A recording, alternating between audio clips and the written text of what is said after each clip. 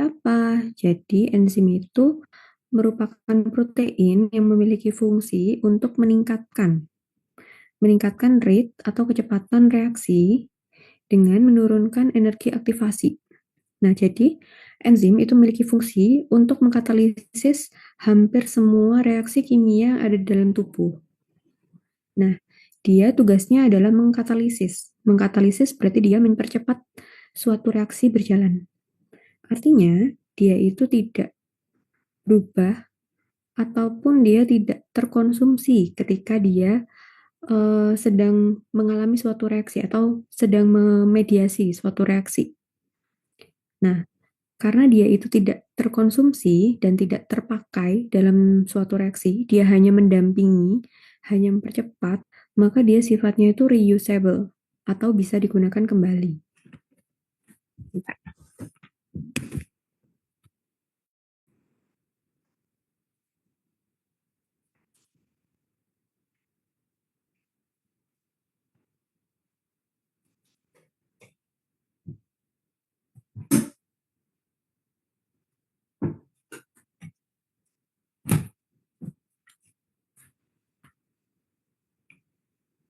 Oke. Nah, kemudian di sini ada beberapa terminologi ya yang harus kalian ketahui terkait dengan enzim. Jadi yang pertama itu ada namanya tuh active site. Nah, jadi enzim itu bentuknya seperti ini. Di sini kelihatan ya, dia merupakan suatu molekul protein yang bentuknya itu tidak harus seperti ini, tapi di komponen yang dimiliki oleh semua enzim. Komponen yang pertama itu adalah active site. Active site itu merupakan titik atau tempat di mana enzim itu akan memiliki akan bisa diaktifasi jika terhubung dengan substrat pada tempat ini. Jadi kayak namanya aja active site ya. Berarti kan situs di mana enzim itu akan aktif. Nah, itu adalah active site. Jadi di sini ketika si substrat itu menempel pada active site suatu enzim, maka di sini kelihatan dia akan membentuk kompleks enzim dan substrat. Kemudian si enzim ini akan mengkatalisis reaksi. Habis itu si substratnya menghasilkan produknya dilepas dari enzim. Nah, makanya tadi saya bilang bahwa enzim itu sifatnya reusable karena dia itu nggak terkonsumsi ketika mengalami suatu reaksi dengan substrat. Gitu. Nah, kemudian terminologi yang kedua, di sini ada substrat. Substrat itu basicnya adalah dia itu suatu reaktan. Ya, substrat itu adalah reaktan. Kalau namanya dia itu reaktan, berarti dia merupakan bahan, ya, merupakan bahan untuk membentuk kompleks dengan enzim. Jadi di sini substrat itu merupakan suatu substansi yang akan menempel pada active site suatu enzim. Kemudian, ini merupakan bagaimana enzim itu bekerja. Seperti yang tadi sudah kita bahas sedikit ya. Yang pertama, di sini ada substrat yang dia akan menempel pada active site suatu enzim. Kemudian dia akan membentuk enzimnya.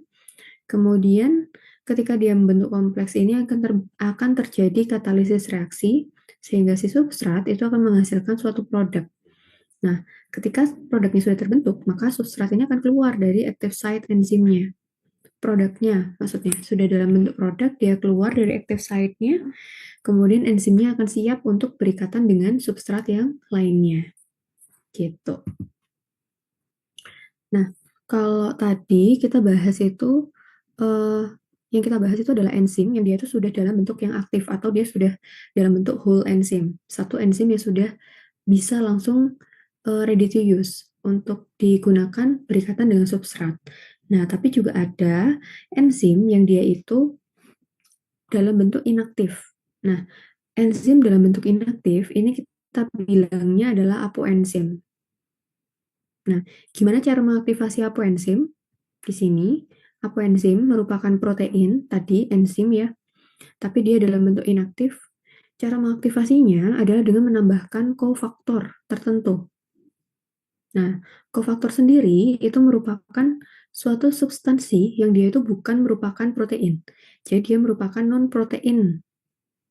Nah, tugas dari kofaktor ini adalah untuk mengaktifasi atau dia itu adalah aktivator dari apoenzim. Ketika kofaktor ini berikatan dengan apoenzim, maka akan terbentuklah holoenzim. Holoenzim itu adalah whole enzim, berarti dia itu enzim yang sudah komplit. Kalau kalau dia sifatnya aktif, maka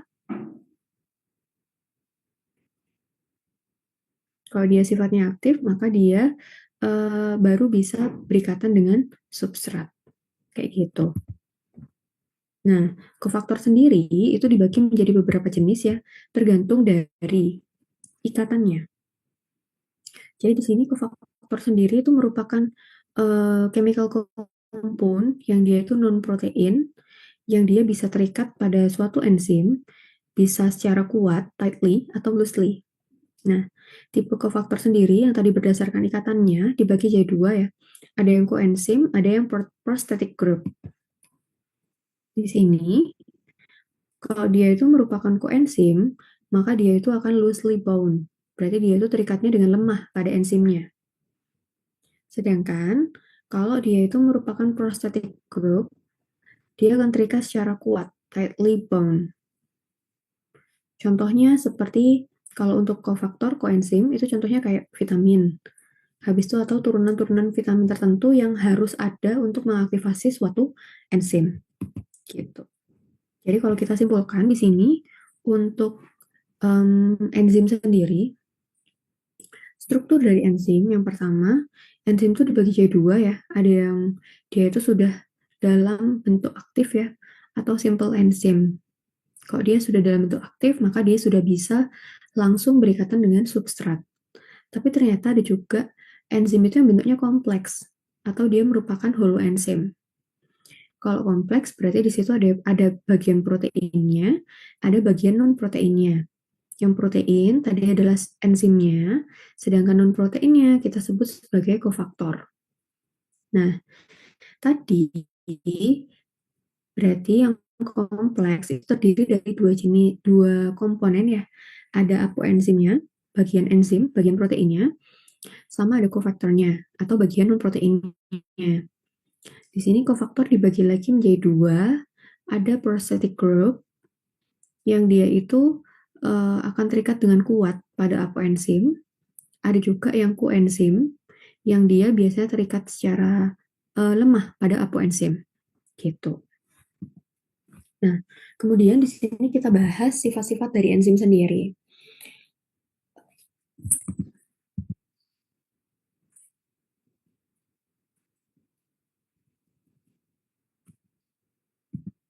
Oke, di sini merupakan sifat-sifat yang pertama yang kita bahas. Jadi ada model dari suatu ikatan substrat dan enzim. Model yang terkenal yaitu model lock and key. Kalau menggunakan model lock and key di sini seperti namanya ya, lock and key. Lock itu adalah enzimnya. Di sini kelihatan ya, dia punya active site yang sudah menyerupai bentuk key-nya. Key-nya sendiri adalah substratnya. Jadi di sini jika memang itu substrat yang sesuai dengan enzimnya, maka dia akan bisa masuk ke lubang active site dari suatu enzim tersebut. Kalau dia bisa masuk, maka si enzimnya ini akan bereaksi atau dia mampu mengkatalisis reaksi substratnya. Tapi kalau misalnya ternyata dia nggak sesuai, maka di sini akan terjadi tidak ada reaksi atau tidak terjadi reaksi katalisis antara enzim dan substrat. Ini adalah teori yang pertama, yaitu teori lock and key. Nah, dari sini itu bisa kita simpulkan bahwa kalau berdasarkan model ini, active site dari suatu enzim itu memiliki sifat yang rigid. Rigid itu berarti kaku ya. Habis itu yang kedua, hanya substrat dengan matching shape, dengan shape yang sama, itu bisa masuk ke dalam active site enzimnya. Habis itu yang ketiga, substrat itu adalah key, adalah kunci yang masuk ke dalam active site dari enzimnya. Berarti intinya di sini enzimnya tuh punya active site yang rigid dan hanya substrat tertentu yang punya bentuk persis 100% sama dengan active site enzim yang bisa masuk ke dalam active site tersebut. Kan kayak gitu. Nah, walaupun ini merupakan teori yang lama dan tidak semua enzim itu akan mengikuti teori ini, tapi dari teori ini kita tahu bahwa yang pertama, enzim itu punya spesifisitas tertentu. Yang kedua adalah di situ enzim itu bisa mengalami kehilangan aktivitas jika dia mengalami perubahan komposisi atau dia mengalami perubahan bentuk. Nah, perubahan bentuknya karena apa? Misalnya terpapar dengan suhu tinggi, kalau itu merupakan uji in vitro, kayak gitu. Atau nanti bisa juga enzimnya misalnya terpapar oleh enzim inhibitor yang mengikat secara non-kompetitif, maka dia juga bisa mengalami perubahan bentuk. Contohnya seperti itu. Nah, sifat yang pertama tadi adalah spesifisitas dari enzim. Nah, walaupun tadi kalau berdasarkan teori lock and key itu seolah-olah spesifisitas enzim itu harus 100% sama, tapi ternyata karena sudah ditemukan lebih lanjut bahwa teori lock and key itu tidak 100% bisa diberlakukan pada semua enzim, maka di sini ternyata spesifisitas enzim itu juga dibagi lagi menjadi beberapa jenis. Yang pertama di sini adalah tipe absolut. Di tipe absolut, di sini sama seperti teori lock and key ya, enzim itu hanya akan mengkatalisis satu jenis reaksi untuk satu substrat. Jadi sama persis kayak tadi lock and key, kalau misal substratnya bukan itu, maka dia tidak akan dikatalisis oleh enzim tersebut. Gitu. Contohnya di sini adalah urease, yang hanya akan melakukan reaksi hidrolisis pada urea. Kayak gitu. Nah, tapi ternyata spesifisitas enzim itu tidak terbatas pada hanya satu substrat. Ada beberapa jenis enzim yang dia itu akan bisa mengkatalisis reaksi dari substrat yang tidak 100% sama. Contoh nih, tipe grup. Jadi tipe grup ini akan mengkatalisis satu jenis reaksi untuk similar substrat. Misalnya, heksokinase akan menambahkan fosfat grup pada heksos. Heksos ini kan banyak ya. Ya, jenisnya heksos itu kan banyak. 1N heksos, kayak gitu-gitu. Semua yang dia itu memiliki heksos, itu akan bisa ditambahkan fosfat grup oleh heksokinase. Nah, ini itu kan berarti menunjukkan bahwa substratnya itu nggak harus 100% sama. Contoh lainnya lagi adalah tipe yang linkage.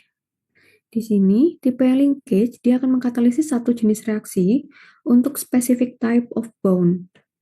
Jadi bahkan bukan bentuk molekulnya, tapi lebih kepada ada tidaknya suatu ikatan pada substrat tertentu. Contohnya chymotrypsin, yang dia akan mengkatalisis hidrolisis pada ikatan peptida. Berarti kan substrat apapun, mau dia itu molekulnya apapun, mau dia jenis grupnya apapun, yang penting dia punya ikatan peptida, maka dia akan bisa dikatalisis oleh chymotrypsin. Kan kayak gitu. Jadi di situ kita tahu bahwa walaupun enzim itu punya spesifisitas tertentu, tapi spesifitas itu ternyata nggak hanya terbatas 100% hanya pada satu substrat.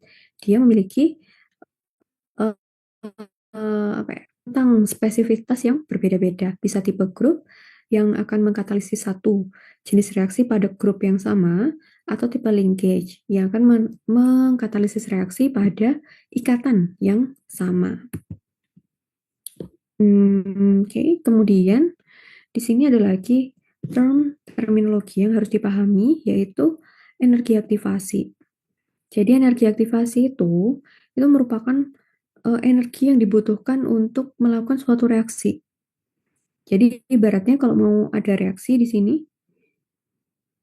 nah itu harus dilewati oleh energi aktivasinya.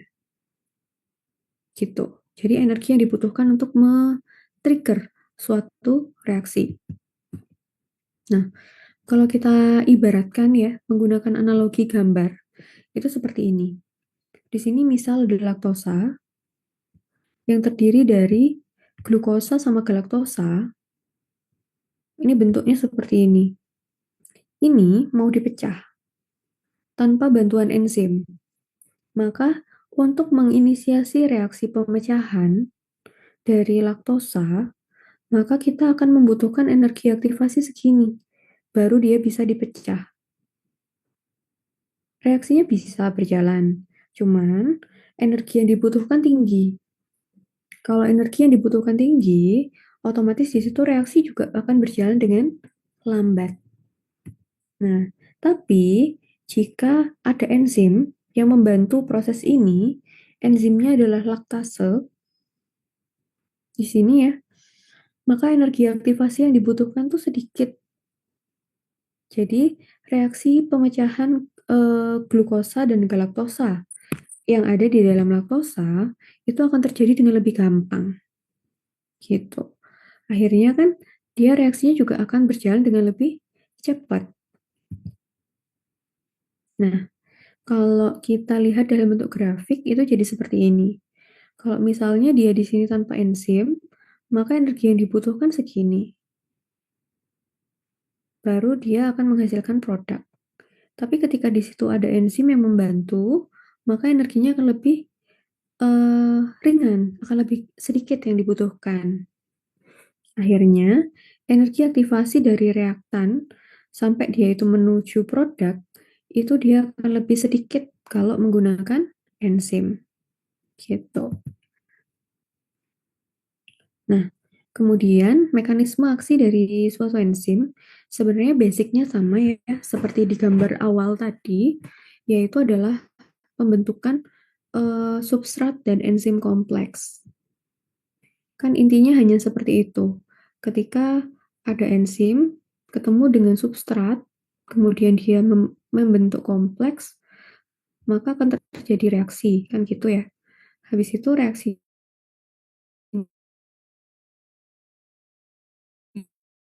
itu produk. Nah, habis itu kalau sudah dilepas enzimnya, ready to use lagi untuk reaksi berikutnya. Jadi di sini concern kita itu adalah di sini. Bagaimana si enzim itu bisa membentuk kompleks dengan substratnya. Seperti yang tadi sudah kita singgung ya, ada dua model di situ. Model yang pertama tadi yang kita sudah pelajari, yaitu lock and key model. Nah, di lock and key model tadi seperti yang sudah kita bahas ya, dia itu kalau di lock and key model teorinya adalah nih, active site-nya itu harus 100% sama dengan substratnya. Baru dia bisa membentuk kompleks enzim dan substrat. Jadi kalau di sini dia tuh bentuknya tuh lebih rigid ya. Habis itu hanya substrat yang bisa matching shape dengan active site-nya yang bisa masuk ke dalam enzim. Nah, tapi di sini ada keterangannya juga ya. Dia itu tidak bekerja untuk semua enzim. Nah, di sini ini merupakan jenis apa ya? Jenis model yang dia itu lebih applicable untuk semua enzim, untuk banyak enzim lah gitu. Kecuali yang absolut tadi. Jadi di sini model yang kedua itu adalah induced fit model. Kalau induced fit model di sini active site-nya itu nggak rigid, dia itu fleksibel. Jadi di situ bentuk dari enzimnya, active site-nya, substratnya itu bisa di-adjust, bisa disesuaikan sampai dia bisa apa ya? Bisa optimum fit-nya. Nah, jadi di sini spesifisitas enzimnya itu akan lebih tinggi gitu. Enzimnya lebih tidak spesifik, tapi dampaknya adalah dia bisa bereaksi dengan lebih banyak substrat. Nah, kelihatan di sini ya, active site-nya di sini bentuknya seperti trapesium, sedangkan substratnya bentuknya kayak ketupat. Tapi ketika dia membuat kompleks di sini, si active site enzimnya itu bisa masuk atau bisa apa ya? molding sesuai dengan bentuk substratnya, gitu. Nah, tapi itu pun itu nggak ya kita nggak bilang bahwa si enzim itu akan bisa memediasi semua jenis substrat. Ya, kita nggak bilang gitu. Karena seperti tadi, semua enzim itu punya range spesifisitas tertentu. Kalau misalnya di sini substratnya bentuknya seperti ini, active site-nya bentuknya kayak gini. Ini kan terlalu jauh ya perbedaannya. Berarti dia tidak masuk ke dalam spesifisitas dari enzimnya. Akhirnya tidak terjadi reaksi. Tapi kalau seperti ini, nih, di sini kelihatan ya, walaupun dia tidak 100% matching, ya dari ukurannya kan lebih kecil substratnya. Tapi di sini dia masih masuk ke dalam spesifisitas enzimnya, maka dia bisa mengaktifasi enzim tersebut. Gitu. Jadi sama aja masih masih tergantung dari spesifitas masing-masing enzimnya. Nah, kemudian kalau dia sudah membentuk kompleks antara enzim dan substrat, barulah di sini si reaksi itu akan terjadi ya. Di sini kelihatan ada state transition, baru dia akan membentuk produknya dari substrat. Kemudian kalau sudah, maka si produknya akan dilepas dan enzimnya ready for another substrate atau ready to use untuk substrat berikutnya. Nah, kemudian di sini ada beberapa hal yang bisa mempengaruhi aktivitas suatu enzim. Yang pertama di sini ada environmental condition atau kondisi lingkungan. Untuk kondisi lingkungan, di sini tuh ada 3 jenis hal yang harus diperhatikan ya.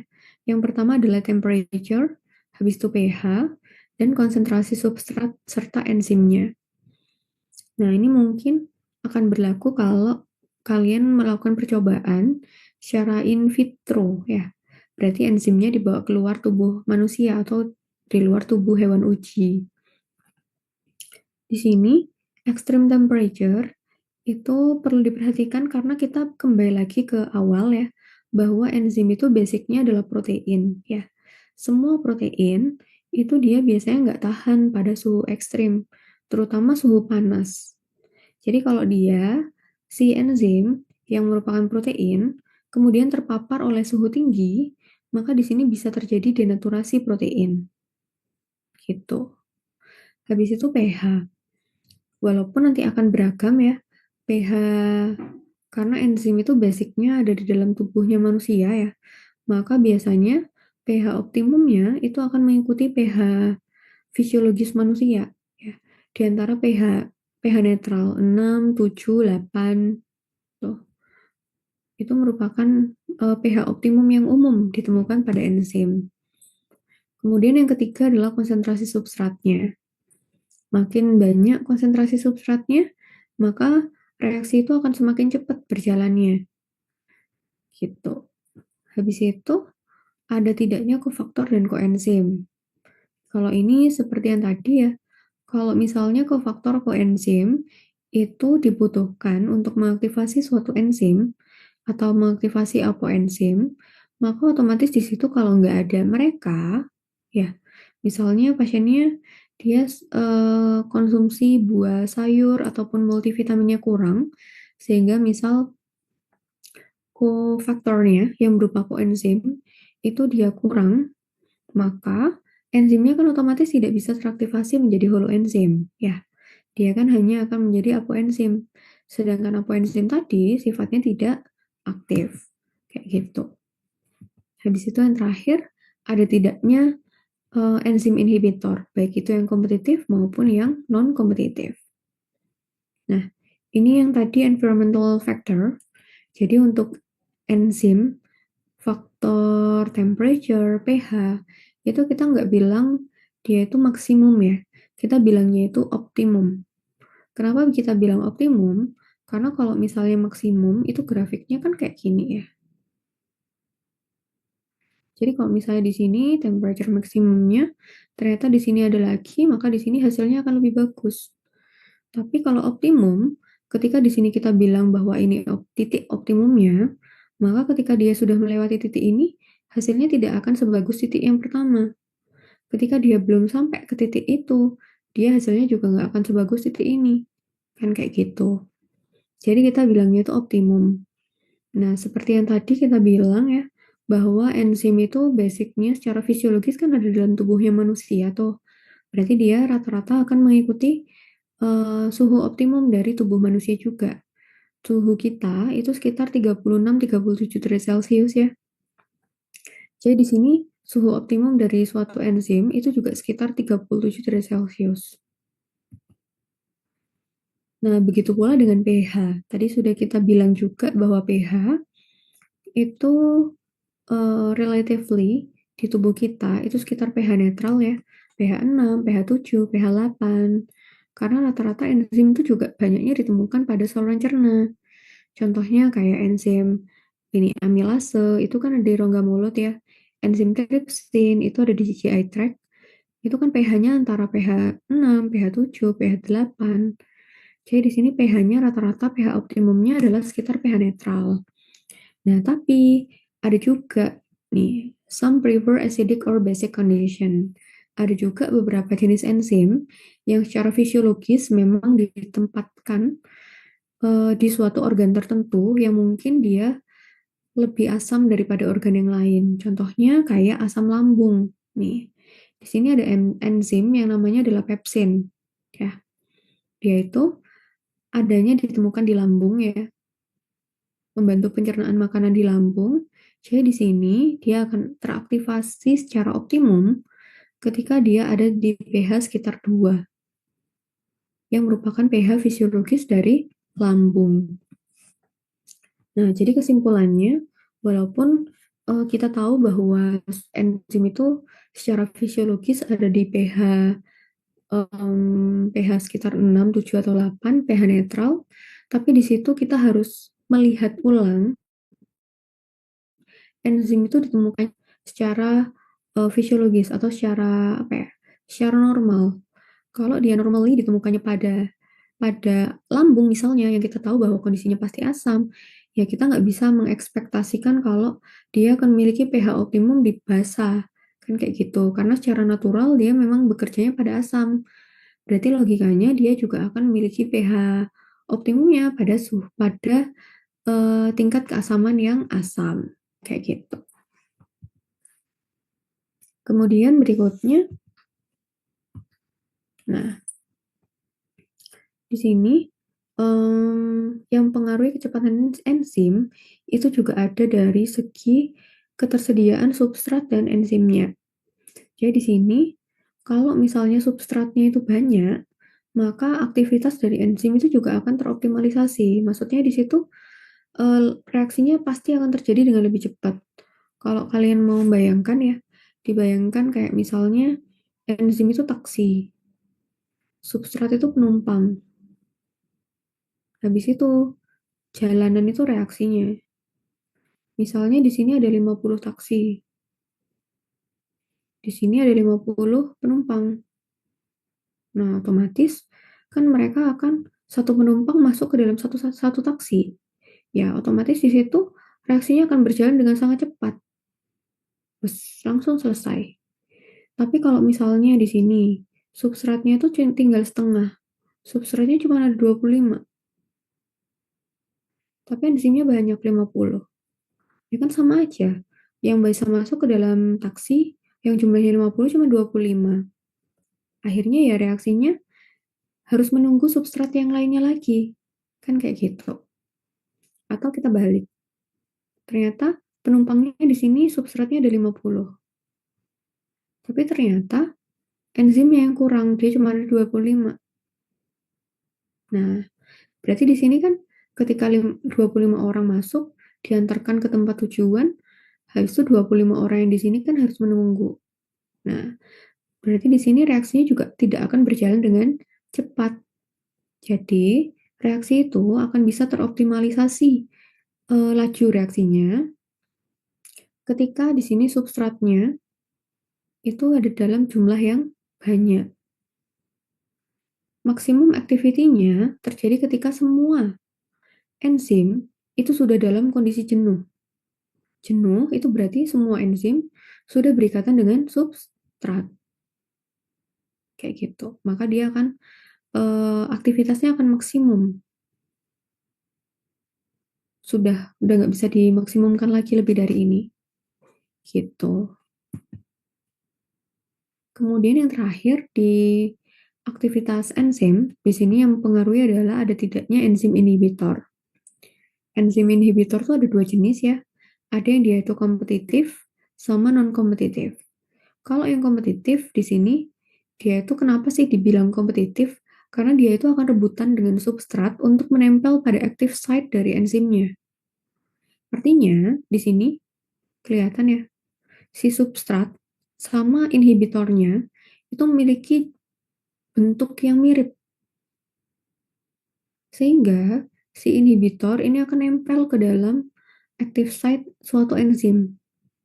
Tapi masalahnya dia kan bukan substrat.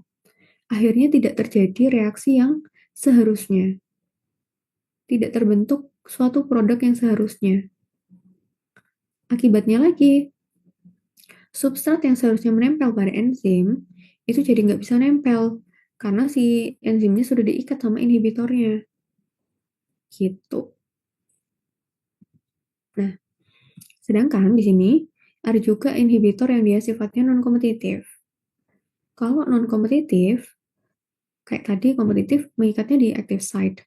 Berarti kalau non-kompetitif ya berarti mengikatnya tidak pada active site. Terus dia ngikatnya di mana? Di sini ya. Kalau yang non-kompetitif, dia itu akan berikatan pada enzim tapi bukan di active site-nya. Tapi gara-gara dia ngikat di sini, dia akan mengubah bentuk enzimnya. Nah, karena bentuk enzimnya berubah, akhirnya active site-nya juga berubah. Kalau active site-nya berubah, maka substrat yang tadi sudah memiliki bentuk yang sama dengan active site-nya akan tidak bisa berikatan dengan active site. Akibatnya sama, si substrat nggak bisa membentuk kompleks, berarti produknya tidak bisa terbentuk. Gitu. Nah, itu tadi untuk enzim. Mau ada yang didiskusikan terlebih dahulu mungkin sebelum kita lanjut ke lipid metabolism.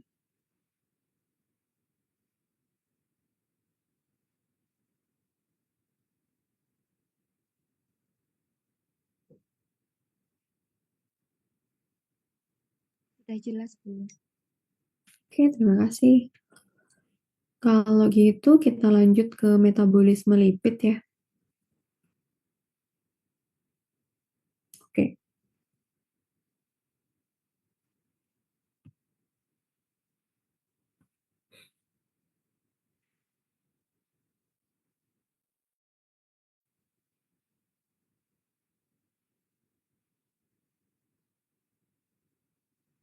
Oke, kita lanjut ke metabolisme lipid.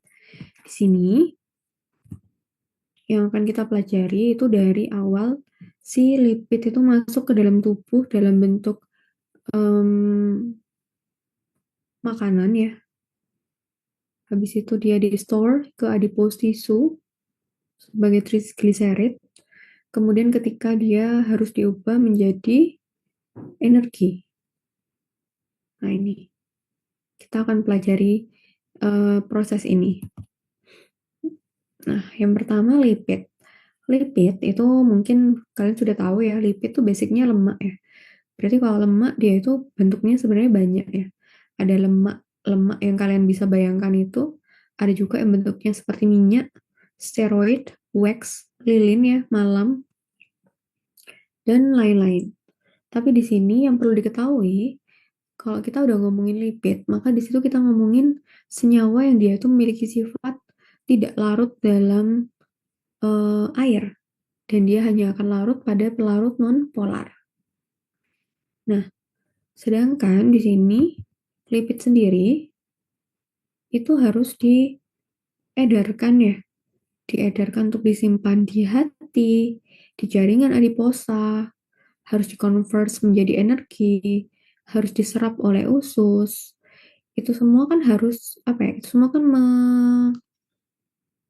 melibatkan sifat polar karena lipid. di dalam darah itu salah satu penghantarnya pasti adalah darah ya. Sedangkan darah sendiri sifatnya polar. Habis itu ketika lipid itu mau menembus ke apa namanya? Ke usus, itu dia juga harus memiliki properties yang semipolar untuk menembus membran usus. Nah, berarti di sini lipid yang terdiri dari fatty acid, gliserol, habis itu kolesterol, bile salt, bahkan vitamin-vitamin yang dia itu bentuknya lemak, contohnya kayak vitamin A, D, E, K, itu eh, harus memiliki sistem transportasi khusus untuk dapat diserap oleh tubuh dan dapat didistribusikan. Nah, sistem transportasi lipid sendiri itu kita bilangnya adalah yang basic itu kilomikron. Nah, kilomikron itu apa? Kilomikron itu adalah lipoprotein yang bertugas untuk meng-carry, untuk mentransportkan lipid itu membawa lipid di sintesis secara de novo untuk mentransport kolesterol sampai untuk mengantarkan si lipid itu untuk ditransformasikan menjadi energi. Kalau kalian lihat di sini, kilomikron tuh hanya salah satu dari berbagai lipid transporter. Di sini ada kilomikron, ada VLDL, LDL, HDL.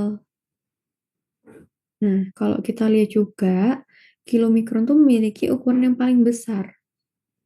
Karena itu, distribusi mayor dari lipid itu memang menggunakan kilomikron. Yang nanti kita banyak bahas juga kilomikron. Sekarang kita lihat di sini ya, struktur dari kilomikron. Strukturnya kilomikron ini kelihatan banyak layernya. Yang layer paling luar ini adalah protein. Layer yang kedua ini adalah fosfolipid. Layer yang ketiga ini baru lipidnya. Nah, seperti yang kalian tahu, protein dan fosfolipid itu sifatnya cenderung larut pada air, ya. Berarti dia merupakan layer hidrofiliknya. Di dalamnya baru dia membawa lipid. Jadi kalau kalian bayangkan lipid transport system itu bentuknya mirip sama kapsul, ya. Luarnya cangkang kapsulnya itu merupakan lapisan hidrofilik yang dia akan kontak dengan air, dengan membran. Di dalamnya dia baru membawa lipid. Gitu. Nah, sekarang kita ke pencernaan lipid. Jadi, lipid pada makanan itu utamanya dalam bentuk trigliserida atau TG. Nah, ketika TG itu akan diserap oleh usus, dia itu harus dijadikan emulsi dulu. Dijadikan emulsi dengan garam empedu. Dia dicampurkan dulu dengan garam empedu, baru menjadi emulsi TG, baru dia bisa ketemu dengan enzim yang namanya enzim lipase. Nah, enzim lipase ini, nih, enzim lipase itu tugasnya adalah untuk mendegradasi TG menjadi asam lemak bebas dan monoasil gliserol. Nah, kalau kalian ingat ya, molekulnya lipid itu besar. Jadi dia itu nggak bisa menembus membran usus halus. Untuk bisa dia itu masuk ke dalam membran usus halus, dia itu harus dipecah terlebih dahulu biar ukurannya menjadi kecil. Nah, pemecahan ini itu oleh lipase. Gitu. Ketika dia sudah dipecah, baru dia bisa diabsorpsi oleh intestinal. Nah, tapi yang perlu diketahui, kenapa sih kok tadi itu dia perlu dibikin emulsi TG? Karena enzim lipase itu sifatnya adalah polar. Jadi kalau lipidnya langsung ketemu dengan lipase, maka dia itu nggak bisa mencampur. Akhirnya, lipid yang tadi besar ini harus dibikin emulsi dulu oleh bile salt, oleh garam empedu. Baru setelah dia jadi emulsi, dia baru bisa ketemu oleh enzim lipase. Baru dia bisa dipecah, baru dia jadi molekul yang kecil dan bisa melewati intestinal. Gitu. Nah, ini merupakan reaksi dari lipase sendiri ya dalam memecah lipid dari TG. Dari TG, kemudian dia akan dipecah menjadi monoasil gliserol. Dan namanya aja kelihatan ya, tri asil gliserol. Berarti kan di situ asil gliserolnya ada 3 ya. Semakin tinggi, semakin banyak ikatan karbonnya, maka dia makin, yang pertama dia makin nonpolar, ya kan? Yang kedua, dia makin besar ukurannya. Nah, kedua hal ini itu yang membuat lipid itu nggak bisa langsung diabsorpsi oleh saluran cerna. Karena itu harus dipecah dulu oleh si lipase. Gitu.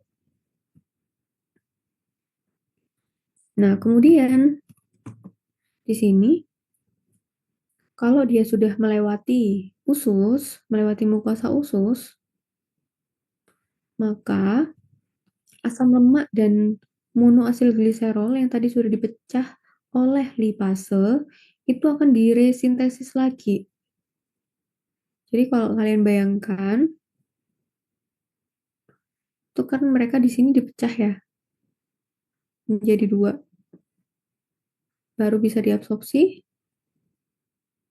Nah, ketika sudah ada di dalam sirkulasi, mereka akan dijadikan satu lagi, gitu, dalam bentuk TG lagi. Jadi tujuan pemecahannya itu hanya untuk membantu absorpsi dari lipid sendiri, gitu. Nah, ketika dia sudah diabsorpsi, kemudian diresintesis dalam bentuk TG, maka dia akan di-packing oleh kilomikron. Di-packing oleh protein dalam bentuk kilomikron. Nah, kilomikronnya tadi itu yang akan mentransport si TG tadi, si lipid, si lemak itu ke dalam sistemik. Entah itu mau dibawa ke hati, mau dibawa ke jaringan adipus, ataupun mau dibawa ke jaringan yang membutuhkan energi. Nah, di sini lipid itu akan ditransport dalam bentuk kilomikron. Di sini ya, di sini tadi kan awalnya dia dalam bentuk TG, dipecah oleh lipase jadi asam lemak dan monoasil gliserol. Ketika di membran usus halus, dia diresintesis lagi menjadi TG. Habis itu ditambahkan protein, maka dia akan membentuk kilomikron. Kilomikron yang tadi luarnya protein, dalamnya ada lipidnya. Baru dibawa ke sistemik. Ini versi panjangnya ya, tapi basically sama. Karena tadi seperti yang saya jelaskan bahwa asam lemak tadi awalnya dia diemulsifikasi oleh bile salt, membentuk micelle, baru dia bisa apa namanya? Dia bisa dipecah oleh TG dibentuk misel oleh garam empedu, baru dia bisa dipecah oleh lipase. Habis itu asam lemak dan monoasil gliserolnya masuk ke dalam sel epitel. Habis itu diresintesis menjadi TG lagi. Habis itu TG dikombinasikan dengan protein akan membentuk kilomikron. Itu terjadi di dalam badan Golgi. Habis itu kilomikron baru masuk ke dalam sistemik. Sudah mengandung lipid tapi dalam bentuk kilomikron. Kemudian berikutnya adalah bagaimana si lipid itu di-convert menjadi energi. Jadi di sini penggunaan lipid oleh tubuh sebagai sumber energi itu dilakukan melalui beberapa tahapan ya. Yang pertama, lipid itu harus dimobilisasi terlebih dahulu. Jadi si TG tadi yang sudah dibawa oleh kilomikron itu akan didegradasi dulu ya menjadi asam lemak dan gliserol. Habis itu dilepaskan ke jaringan adiposa. Nah, ini kemudian ditransport ke jaringan yang butuh energi. Kalau dia sudah sampai ke jaringan yang membutuhkan energi, maka asam lemaknya itu akan diaktifasi dulu, ditransport ke mitokondria untuk didegradasikan. Asam lemak yang tadi ditransport ke mitokondria itu akan dipecah menjadi asetil-CoA. Nah, kemudian dia akan masuk ke dalam siklus asam sitrat. Kalau kalian sudah belajar metabolisme karbohidrat, berarti sudah familiar ya sama siklus asam sitrat, maka dia di situ akan dikonvert menjadi ATP. Nah, ini yang tadi proses lipolisis atau degradasi lipid itu bisa menghasilkan energi itu seperti ini ya. Jadi di sini TG akan dipecah dulu jadi asam lemak dan gliserol. Si gliserolnya akan dibawa ke liver. Di sini dia akan disimpan, bisa melalui proses glikolisis, dikonvert menjadi pirufat ya di metabolisme karbohidrat, atau dia akan mengalami gluconeogenesis sebagai bahan dari untuk pembentukan glukosa, atau dalam bentuk asam lemaknya dia akan disimpan di adiposa atau ditransfer ke bagian-bagian yang membutuhkan energi. Kalau dia ditransfer ke bagian yang membutuhkan energi, maka dia akan mengalami oksidasi asam lemak menghasilkan asetil-CoA. Asetil-CoA-nya masuk ke dalam siklus asam sitrat dan menghasilkan energi. Nah, ini jika si gliserol itu masuk ke dalam metabolisme karbohidrat. Dia bisa berperan di glikolisis ataupun gluconeogenesis. Di sini ya, si si gliserol itu dia bisa masuk ke glikolisis menghasilkan pirufat, atau dia bisa masuk ke gluconeogenesis menghasilkan glukosa. Jadi di sini tergantung bagaimana pengfungsiannya. Sedangkan yang tadi, asam lemak itu bisa dikonvert menjadi asetil-CoA. Asetil-CoA-nya masuk ke dalam siklus asam sitrat, masuk ke dalam transport elektron, kemudian menghasilkan ATP.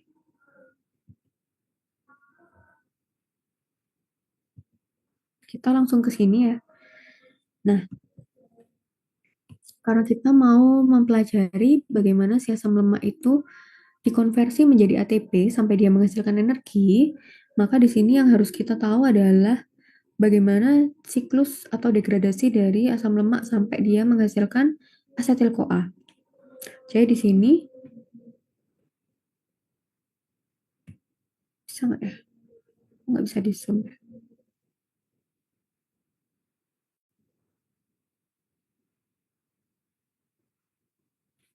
Nah, jadi di sini ya, awalnya si asam lemak itu akan dioksidasi, mengalami beta oksidasi.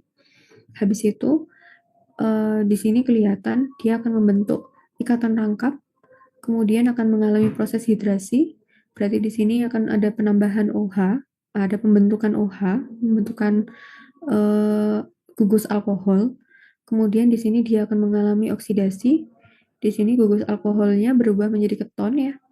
Baru dia di sini mengalami pemisahan, ya, mengalami pemotongan, cleavage. Nah, di sini akan terbentuk asetil-CoA.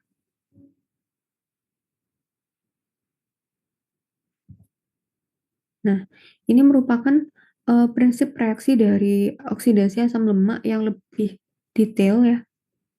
Dari dia itu dalam bentuk asam lemak sampai dia sudah dalam bentuk asetil-CoA. Ini merupakan enzim-enzim yang berperan dalam prosesnya. Nah, seperti tadi, kalau dia sudah dalam bentuk asetil-CoA, maka dia akan ketemu dengan oksaloasetat, ya. yang sudah terbentuk duluan ketika metabolisme karbohidrat. Nah, baru dia membentuk sitrat, isositrat. Ketika ada pembentukan alfa-ketoglutarat, maka di sini ada pelepasan NADH. Habis itu dari alfa-ketoglutarat membentuk suksinil-CoA, ada pelepasan NADH lagi. Dari suksinil-CoA diubah menjadi suksinat, ada pelepasan ATP. Dari suksinat jadi fumarat, ada pelepasan FADH2.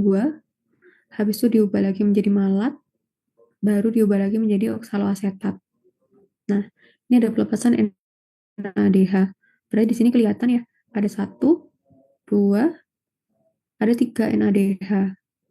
1 mol NADH setara dengan 3 mol ATP. Berarti di sini NADH-nya menyumbang 9 ATP. Habis itu ada juga 1 mol FADH2 yang setara dengan 2 mol ATP. Berarti dari FADH itu menyumbang 2 ATP. Habis itu ada juga ATP dari pembentukan suksinil-CoA menjadi suksinat tambah 1 lagi. Berarti di sini totalnya di dalam satu siklus itu ada 11, ada 12 ATP. 12 mol ATP yang dihasilkan dari 1 mol asetil-CoA yang masuk ke dalam siklus asam sitrat. Gitu. Nah, tadi walaupun reaksinya itu panjang ya dari asam lemak diubah menjadi asetil-CoA, di sini dia itu kalau kita simpulkan jenis reaksi yang terjadi pada pengubahan asam lemak menjadi asetil-CoA itu reaksinya adalah oksidasi, lebih tepatnya adalah beta oksidasi. Karena pada akhirnya tadi si asam lemak itu akan berubah menjadi 2 karbon asetil-CoA yang tadi masuk ke dalam siklus Krebs untuk mengenerate ATP. Di sini tadi ya, asam lemak, nah ini, asam lemak habis itu di-convert menjadi asetil-CoA via beta oksidasi. Kemudian asetil-CoA ini akan masuk ke dalam siklus asam lemak, terbentuklah FADH sama NADH, kemudian masuk ke dalam siklus transport elektron. Di sini dia menghasilkan ATP, di sini dia juga menghasilkan ATP. Ini semua terjadi pada mitokondria. Kan kayak gitu. Nah, tapi ada beberapa kasus di mana asetil-CoA yang terbentuk melalui beta oksidasi ini itu mengalami apa ya? Ekses jumlahnya. Ekses itu melebihi batasan. Jadi jumlahnya terlalu banyak. Nah, kalau itu terjadi, maka asetil-CoA yang sudah disintesis itu akan digunakan untuk cadangan. Cadangan yang dibentuk itu adalah dalam bentuk keton badis atau badan keton. Nah, keton badis itu kapan digunakan? Ketika glukosa itu limited. Ketika glukosa itu ada, tapi jumlahnya itu terbatas. Jadi, keton badisnya bisa dioksidasi ulang, kemudian digunakan sebagai bahan bakar untuk menghasilkan ATP. Nah, ini itu merupakan bagaimana pembentukan badan keton atau bagaimana pembentukan keton badis. Di sini awalnya asetil-CoA yang sudah terbentuk ya. Habis itu di sini akan diubah menjadi asetoasetat. Asetoasetat ini yang kita sebut sebagai keton badis. Nah, kalau kita lihat di sini, ini merupakan bagaimana keton badis itu terbentuk dan bagaimana dia itu disimpan. Jadi, nah, jadi kalau tadi kita kan tahu bahwa asam lemak, bukan asam lemak ya, masih dalam bentuk lemak, TG, itu disimpan di adiposa, ya. Ketika dia mau ditransport ke dalam sistemik, di sini dia diubah menjadi 2 bentuk ya, ada gliserol sama asam lemak. Di sini, si gliserol sama asam lemak masuk ke dalam salah satunya sel hati, Habis itu gliserolnya diubah menjadi glukosa melalui gluconeogenesis atau pirufat melalui glikolisis. Kemudian si asam lemak itu masuk ke dalam mitokondria. Di mitokondria dia akan dioksidasi melalui beta oksidasi. Kemudian dia akan terbentuk asetil-CoA. Kemudian kalau asetil-CoA-nya berlebih, maka dia akan diubah menjadi keton badis. Nah, kemudian ketika dalam kondisi di sini dia itu tubuhnya manusia mengalami kelaparan, ya. Kelaparan tuh maksudnya di situ suplai glukosanya terbatas, maka si keton badis yang tadinya disimpan di dalam sel hati itu akan dimasukkan ke dalam sel yang dia mengalami kelaparan. Di sini kelihatan keton badis itu akan mengalami proses oksidasi menjadi asetil-CoA, kemudian dari asetil-CoA masuk ke dalam siklus Krebs, baru dia menghasilkan ATP. Itu merupakan proses normalnya, seperti itu.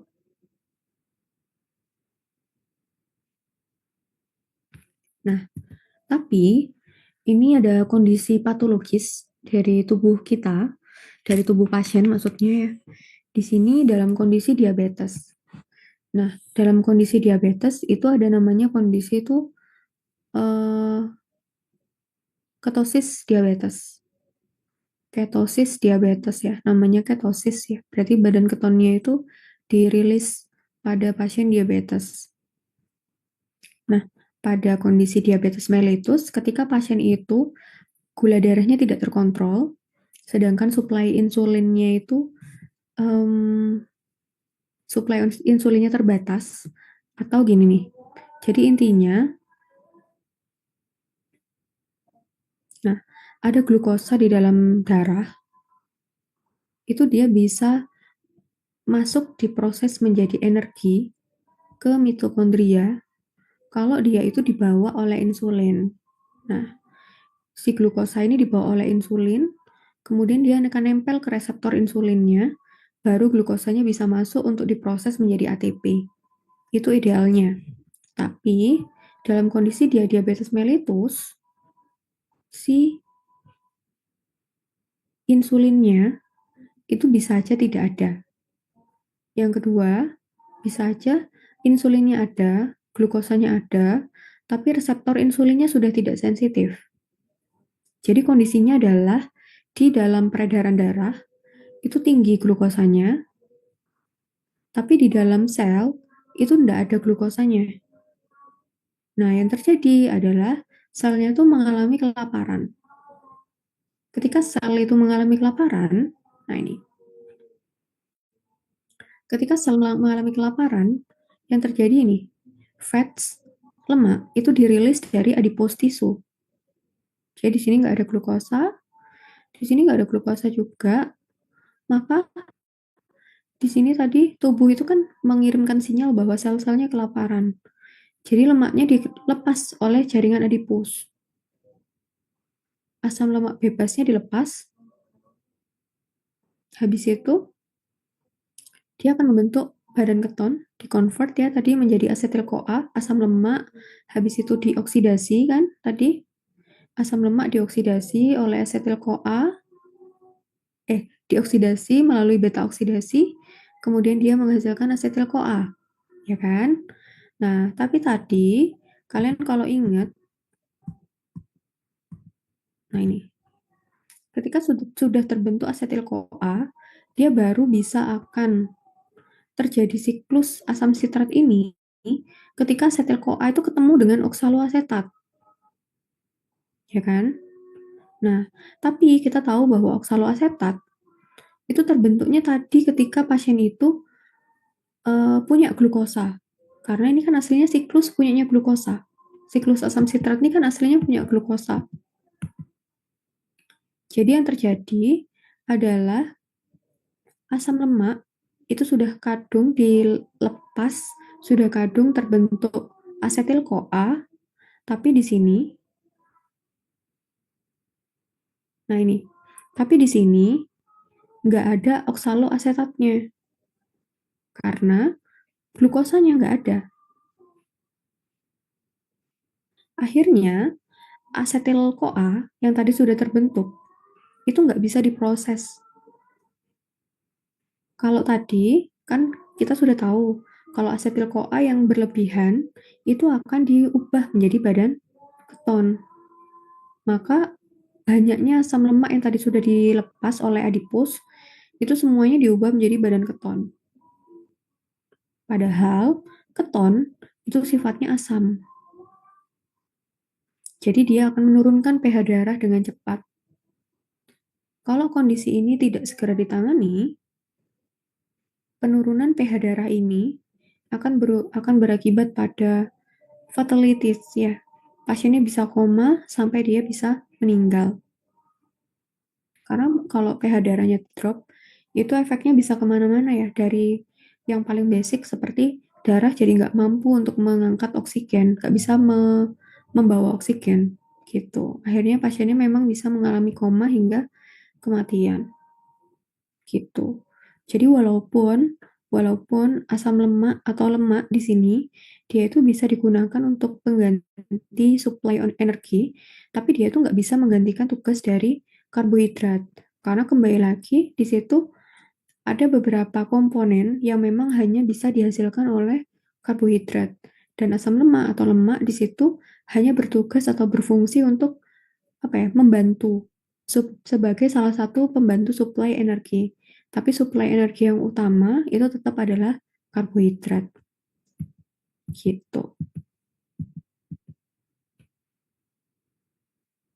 Nah, sampai di sini mungkin ada yang mau didiskusikan dulu sebelum kita akhiri.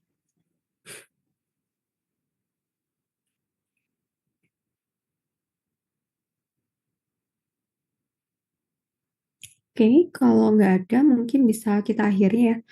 Oh iya, lupa. Untuk minggu depan itu saya ada PB, praktikum PBL ya. Jadi kita tabrakan lagi. Tapi materi saya tuh udah selesai. Jadi nanti di minggu depan itu saya kasih tugas pribadi. Tugas pribadi, tugas pribadinya itu kalian merangkum materi enzim dan metabolisme lipid yang barusan kita pelajari itu menggunakan kertas A5. A5 tuh binder biasa itu ya. Menggunakan kertas A5 itu tulis tangan. Nanti kalau udah dikumpulkan ke MMP. Minimal 2 lembar. Kan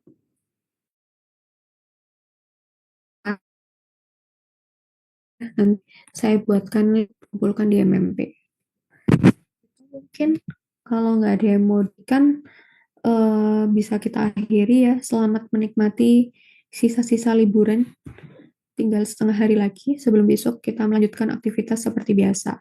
Oke, makasih atas waktunya di liburan ini. Kalian harus dengerin kelas. Sampai jumpa di lain waktu.